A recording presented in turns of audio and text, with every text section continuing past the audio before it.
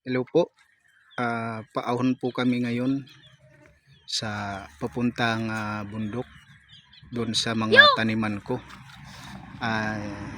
Yan ang bayan namin, Marabot doon. Dagat punta doon. Tapos punta na kami dito ngayon sa bundok. Ito ang daanan namin. Yun ay kasama kong aso, mga alaga kong aso. Ito dalawa. Ito si Camilo. Yun si Browty kasi brown at saka parang white. Ito naman si Camilo, kaya tinawag Camilo kasi parang crab siya na Camilo tawagin namin. Ito yung anak ko, si Jeremiah, kasama ko. Medyo maputik ngayon ang daanan punta sa bundok namin, mga taniman. Medyo malayo-layo pa ang bundok namin. Medyo maputik ang daanan ngayon. Paahon. Nag-uulan kasi nitong mga nakarang araw. Maputik ang daanan. Medyo mahirap din. Yun, paahon. Kakahingal din. Pag hindi ka sanay, hingaling ka talaga. Pero ako halos araw-araw maakyat ako dito sa bundok namin. Mula doon sa baba na ipinakita ko sa inyo, dito na tayo sa matatawag na parang unang palapag ng naahon namin. Punta doon sa bundok namin, mga taniman ko. Doon may nakikita kayo doon, may karga siyang dalawang container. Ano yan, naghahakot ng diesel pupunta doon sa cell site ng isang network company. Yan, dito tayo sa taas, parang unang palapag. Ito naman ang poste, dalawang poste ng NGCP, National Grid Power Corporation. Yan, pinatawid sa bundok na ito, punta doon sa baba. May warning doon, hindi tayo masyadong lalapit. Si high voltage, keep away. Okay, tuloy tayo. Parang unang palapag to. Yun, doon tayo, aahon pa doon. Kinakita nyo, para yung isang cell site ng kuwan doon.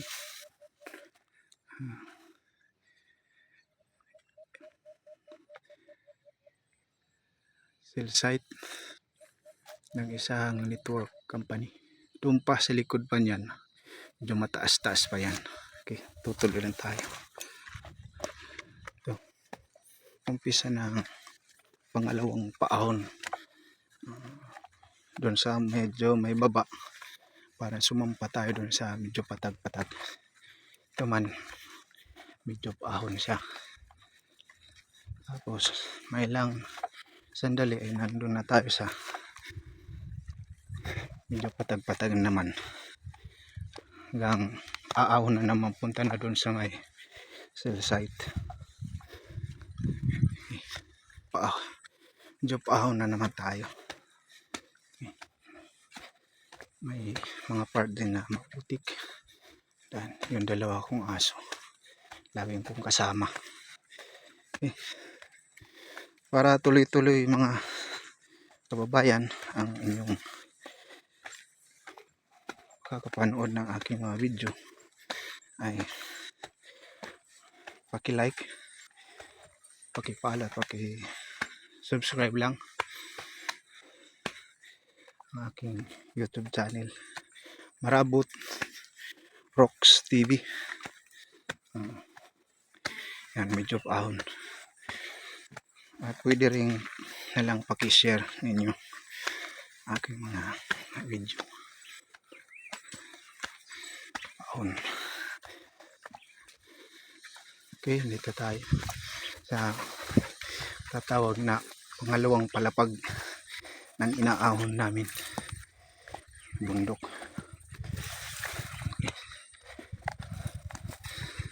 Medyo patag-patag to. Tapos sa may bandang dulo doon, banda pa ron ay aahon na naman. Medyo matarik-tarik na. Yun ang sinasabi ko kanina. Doon pa sa likod niya ng kuan kong taniman ng mga pananim ko. Kamuti, saging, mga gulay, gabi, kamuting kahoy doon. Ano yan? Isang cell site sa taas, tuktok ng bundok. Isang network company. Marin din doon isa din. Bali yung pangko taniman, yung farm ko nandun sa bali gitna nila. Meron din doon. Isa pa. Yan, umpisa naman tayo. Paakyat. Paahon. Yan. Pa rin mga kasamahan ko lagi. Mga aso ko. Mahilig yan magsusot sa mga talayban, sa mga damuhan. Naghahanap siguro sila ng mga ibon, ano man. Okay. Paahon. Kakahingal din. Anak ko, papago na siguro.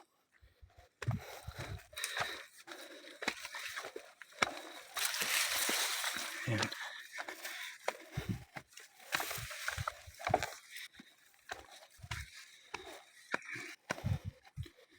Yan, mayroon dun. Naghahakot ng diesel. Yung paakyat. Mahirap din gawain. Ako, naranasan ko niyan. Pero may kalabaw ko nun. Hihila. Paahon. Pero sanay na rin ako. Dito. Halos araw-araw. Kahit na tanghalin tapat. Nagbabasa lang ko ng bimpo. Ayan. Nakakot. 2 container na diesel. Para doon sa generator ng cell site. Isang cell site doon.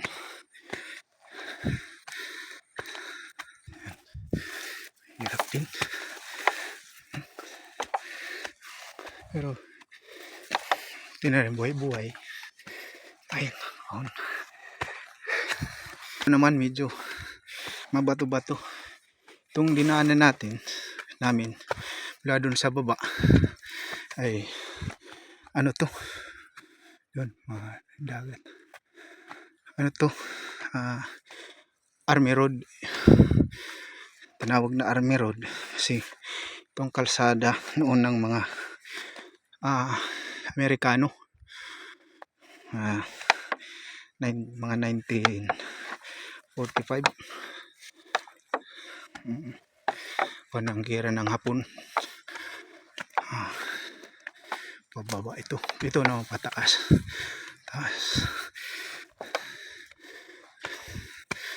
Punta doon. Medyo matarik. Yan. Mahirap din. Okay. Nandito na tayo. Nakasampa sa isa sa pinaka mataas na bundok dito sa amin. Papunta sa farm ko. Ito na ang nandito tayo yung isang cell site tower ng isang network.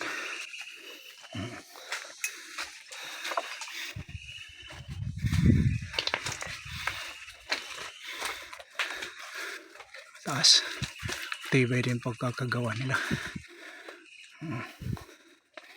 Kasi yung una dyan medyo maliit na kuan na tumba ng Yolanda, bagyong Yolanda. Yan.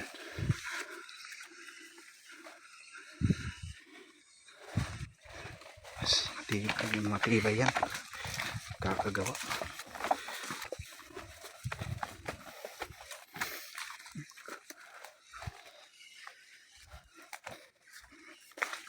Punta na tayo pa. Palusong naman tayo. Punta sa farm ko. Ito na yung daanan dati pa ng mga ninuno namin. Mga may-ari ng lupa noon. Mga ancestors ko, great grandfathers. Na sila, kami naman yung nagmana. Hinayang ako kasi wala nang nyugan. Wala na. Na tumba. Lahat ng Yolanda, parang minalis. Ang Yolanda lakas. Ito na yung dating daanan talaga namin. Yung pinagtayuan doon ng cell site. Sabi ng tanda, doon ng barracks o ang kampo noon ng mga Amerikano. Tinutugis na lang mga Hapon. Ito. Dito na tayo. Ito yung mga una ko pang bahay. Nasira na Yolanda na yan. Ay, hindi pa pala. 2016 ko pa ginawa. Wala pang tapos ng Yolanda.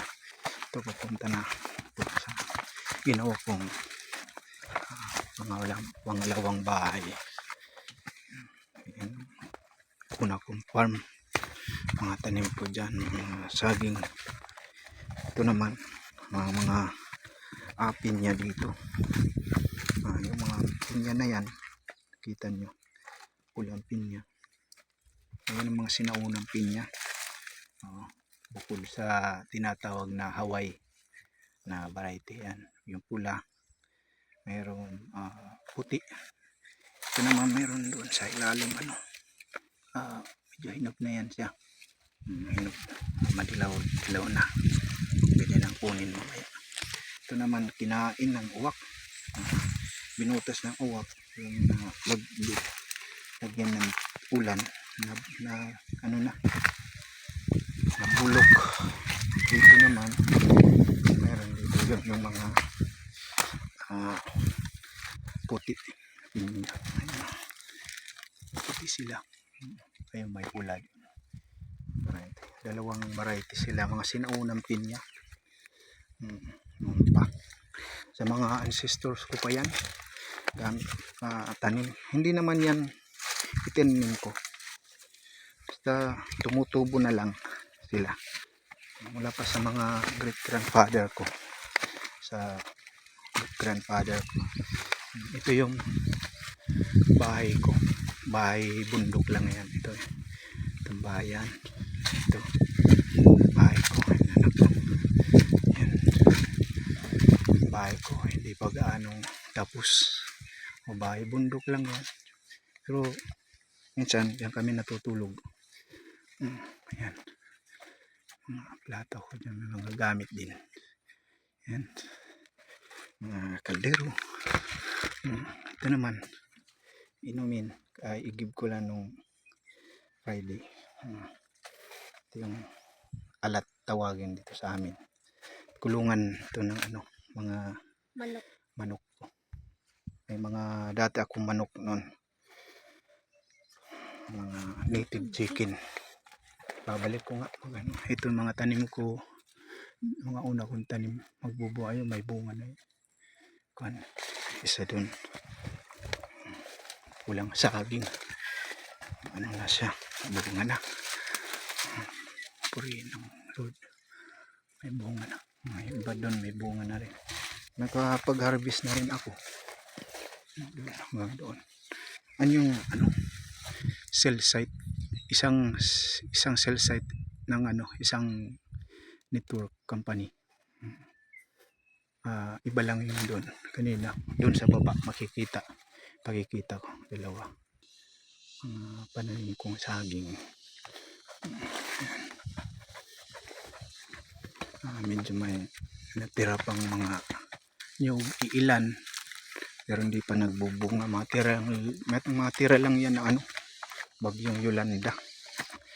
itong lupa ng mga minana namin mula sa great grandfather pa namin sa grandfather. Malawak to. Kaya pinagatian to ngayon ng 6 na magkakapatid. At meron din sa lula ko. Sarili na namatay na.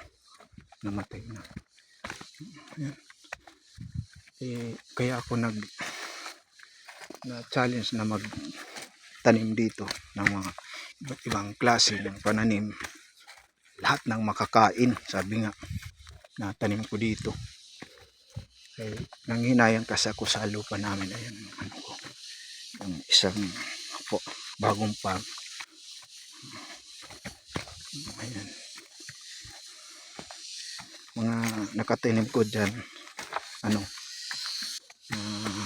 fruit bearing trees. Meron din ako mga saging, bagong pananim ko na saging. Ayan. Malawak to. Hindi pa tumutubo. Ayan. Tagal na ito. Mabulo tree. Nababansot lang. Pero nagbubunga ito. Mabulo. Ano pa ito? Tanim pa ng tiyahin ko na kinalala kong nanay, si Nanay Rubing. Tagal na to. Mas matanda pa yan sa akin. Mahigit 50 anyos na yan. Kaya ko magsi-50 na. Ayan. Mabulo yan. Pero parang nabansot siya kasi hindi gaano nakahawan. Nalilinis. Ayan. Pero doon taas, bahay, tinatayo yung bagong bahay ng pinsan ko. Tatayo siya. Yun, mga malaking kahoy, tuog, tawagin sa amin. Ito, may mga tanim akong pinya din dito bago. Marami yan. Saging. May mga fruit bearing trees din ako. Ito. Kasi na mga damon lang. Nilinis ko, pinapalitan ko ngayon ng mga fruit bearing trees like kakao. Ito, kakao. Yung isa ko may okra. Kalat-kalat. Tag-intercropping. Tag-cropping lang. Dami ko na tanim. Tubo na yan. Pag tumubo na yan, isang araw, susunod na mga taon, na yan, malilim na yan dito. Itong hawan ko. Malilim na ito. Kaya tutubo na yung mga bungang kahoy dyan. Nagpinti bago kong tinanim.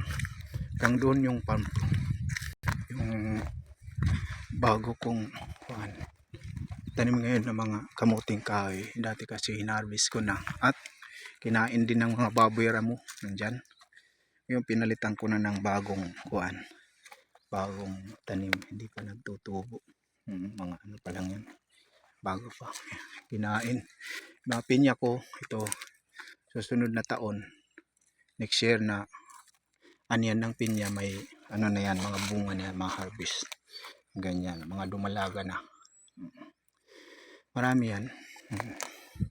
Pero dadami pa yan kasi kakaipon ako ng maraming punla.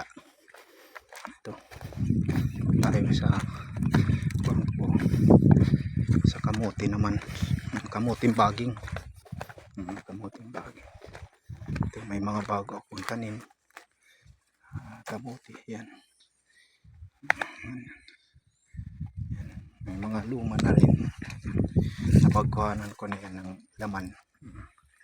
Sinaing namin. Pero marami na din kung pinalit ng mga bago. Pinalitan ko na. Tinaniman ulit ng bago. Yan. Marami din ako dito ang tanim na saging. Yan, may nagbubunga na rin. Yung latundan. Masarap ang hinog niyan. Mahal. Latundan. Yan, mga pinya ko. Tapos dito, ng baba, may mga tanim din akong kalamansi dito. Tanim akong kalamansi. Marami yan, kalamansi, may mga bago akong tanim ko to. Sa baba naman, yan, tubig. Balak ko maggawa dyan ng fish pond. Lagyan ko ng tilapia, dalag or hito din. Yan. Ganyan.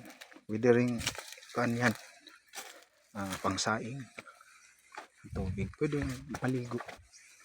Diyan naliligo dati mga ano ko, magulang, mga nuno. Yung lolo ko, tsaka great grandfather. Sila dito, sila yung mga una yan. Tubig amin. Papapunta yun sa taas, mayroon papapunta doon sa baba. Baba pa yan. Punta doon sa baba, puntang dagat. Pinakababa yun. Mga ano ko. Tanim na saging. Mga nagbubunga na. Makakaano na rin. Bawi sa pag. Ano po yan. Wala mga malaiba. Malapit lang magbunga yan. Okay. So, ayun. Yung cell site. Saka doon yung isang network. Cell site ng isang network. Yung bus bali napapagitna dito sa baba yung farm ko.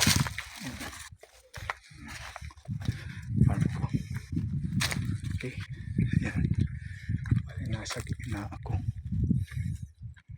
Yun isa. Okay, maraming salamat po sa pag panonood nyo sa aking video. Huwag nyo lang kalimutan subscribe po mga video ko, paki-follow at pwede rin paki-share sa paki-like na rin. Balang araw paki-comment din. Balang araw marami din tayong matulungan. Okay, salamat po and God bless po. Salamat sa panonood.